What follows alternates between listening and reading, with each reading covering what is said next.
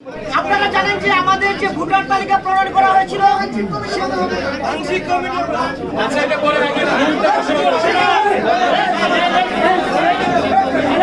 সেখানে আমার কথা শুনতে হলে সবাইকে চুপ থাকতে হবে।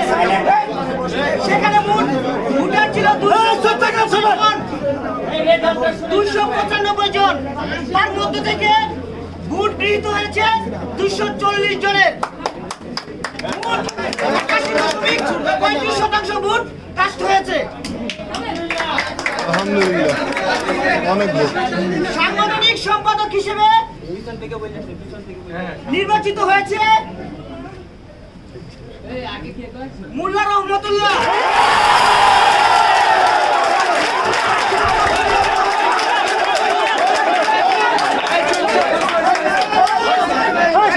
সে ভোট পেয়েছে 125টি।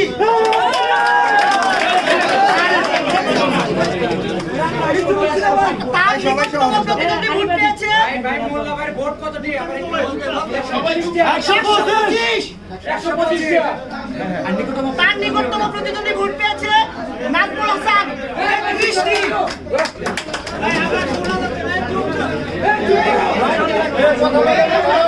মাজারুল ইসলাম ভোট পেয়েছে 33টি। নাজমুল করিম রিন্টু ভোট পেয়েছে 30টি। এরশাদুল ইসলাম রোহাত ভোট পেয়েছে 18টি। এই ছিল সাংগঠনিক সম্পাদক পদের ফলাফল।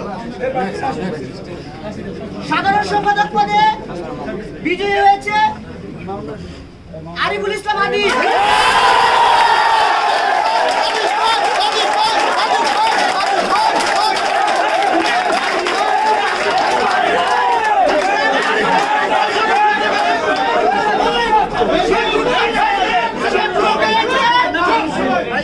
সে ভোট পেয়েছে 130টি। তার নিকটতম প্রতিদ্বন্দ্বী শাকিলুজ্জামান ভোট পেয়েছে 28টি। হানিফ খান সজীব 58টি হবে। শাকিলুজ্জামান ভোট পেয়েছে মোট 50টি। আচ্ছা, হানিফ খান সজীবের ভোট সংখ্যা ছিল 58টি। সভাপতি পদে জয়ী হয়েছে বিনামিন মোল্লা।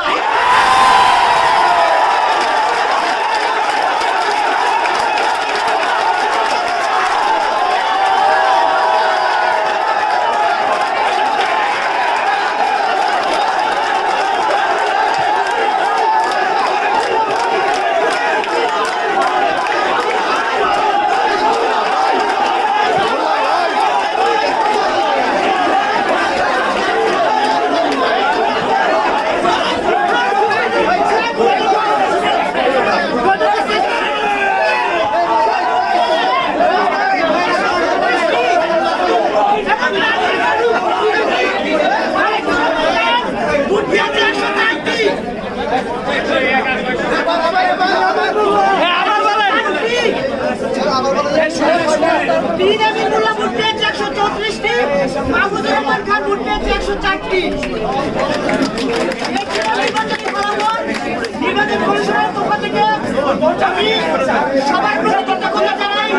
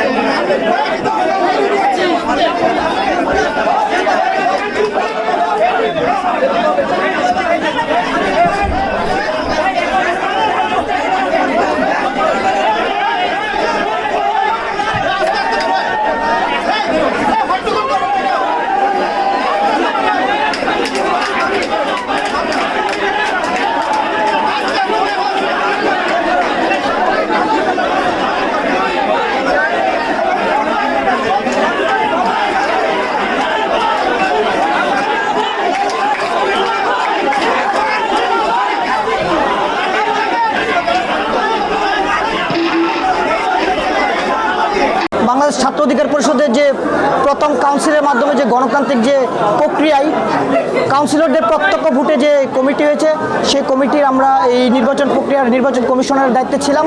আমি আবু হানিফ প্রধান কমিশনারের দায়িত্বে ছিলাম। আমার কাছে সাথে 4 জন সহকারী নির্বাচন কমিশনার ছিল। তাদের সহযোগিতায় আমরা ভোটের প্রক্রিয়াটা এরকম নির্ধারণ করেছিলাম, আমাদের প্রতি জেলা, বিশ্ববিদ্যালয়, মহানগর এবং সমমন পর্যায়ের যে কমিটিগুলো ছিল, সেই কমিটির প্রেসিডেন্ট, সেক্রেটারি এবং সাংগঠনিক সম্পাদক এবং আহ্বায়ক কমিটির ক্ষেত্রে আহ্বায়ক এবং সদস্য সচিব ছিল কাউন্সিলর, অর্থাৎ তারা ভোট দিতে পারবে এবং তারা চাইলে নির্বাচনে অংশগ্রহণ করতে পারবে। সেই জায়গা থেকে আমরা সারা দেশের সব কাউন্সিলরদের যে তালিকা, সেই জায়গা থেকে আমরা 295 জন কাউন্সিলর ছিল। সেই কাউন্সিলরদের মধ্যে থেকে মোট 240টি ভোট কাস্ট হয়েছে। 240টি ভোট কাস্ট হয়েছে।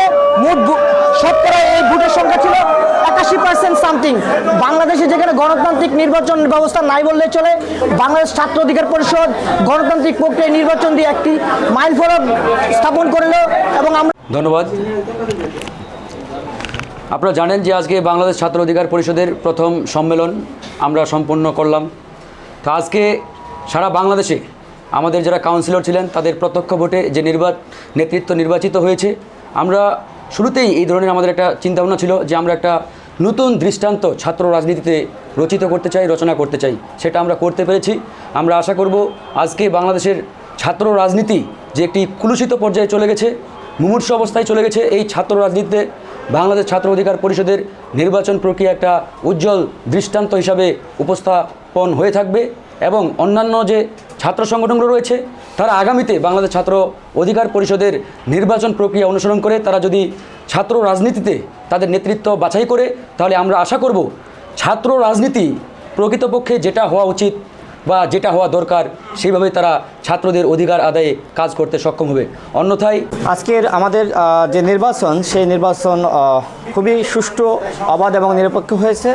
আমরা 3টি পদে নির্বাচন করেছিলাম, সভাপতি, সাধারণ সম্পাদক এবং সাংগঠনিক সম্পাদক।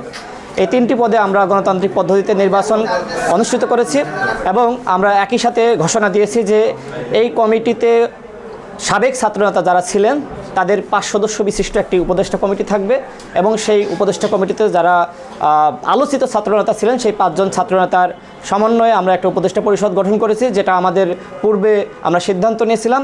এছাড়া যে 3 জন প্রার্থী তারা জয়ী হয়েছেন, এই 3 জন প্রার্থীর সাথে সাথে যেহেতু আমাদের এটি একটি নতুন সংগঠন, আমরা আংশিক আর একটা কমিটি সহ এই 3 জনের সাথে আমরা আরেকটি নতুন আংশিক কমিটি আমরা প্রকাশ করব।